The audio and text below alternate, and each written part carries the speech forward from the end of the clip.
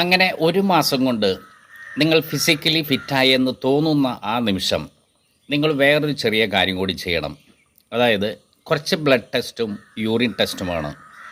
അത് ഇത് കഴിഞ്ഞിട്ട് ഞാൻ കാണിക്കുന്നുണ്ട്. അപ്പോൾ ആ ടെസ്റ്റുകൾ കണ്ടതിന് ശേഷം നമുക്ക് തിരിച്ചു വരാം.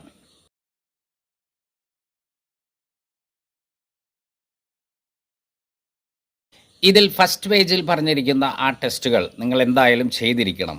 അതോടൊപ്പം തന്നെ നിങ്ങളുടെ ഹാർട്ടിൻ്റെ, അതുപോലെ തന്നെ നിങ്ങളുടെ കൊളനോസ്കോപ്പി, എൻഡോസ്കോപ്പി, അൾട്രാസൗണ്ട് ഇവയും കൂടി ചെയ്തു കഴിഞ്ഞാൽ നിങ്ങൾ പെർഫെക്റ്റായി. മറിച്ച് മറ്റ് സീരിയസ് അസുഖങ്ങളെക്കുറിച്ച് ഞാൻ പറയുന്നില്ല, ക്യാൻസർ എന്നിവയെക്കുറിച്ചൊന്നും. അത് നമുക്കൊന്നും പ്രവചിക്കാൻ പറ്റാത്തൊരു കേസുകളാണ്. അപ്പോൾ ഈ ടെസ്റ്റുകൾ ചെയ്തതിന് ശേഷം മാത്രമേ നിങ്ങളൊരു ട്രാവലിങ്ങിന് പോകാൻ പാടുള്ളൂ. ഇനി ഈ ടെസ്റ്റുകളിൽ നിങ്ങൾക്ക് സീരിയസ് ആയ എന്തെങ്കിലും ഇഷ്യൂസ് ഉണ്ടെങ്കിൽ നിങ്ങളതിൻ്റെ പ്രിക്കോഷൻ എടുത്തിരിക്കണം. ചെറിയൊരു വേരിയേഷൻ ആണെങ്കിൽ നിങ്ങൾ മരുന്നും എടുക്കരുത്, നിങ്ങൾ ട്രീറ്റ്മെൻറ്റും എടുക്കരുത്. അത് പ്രത്യേകം ശ്രദ്ധിക്കുക.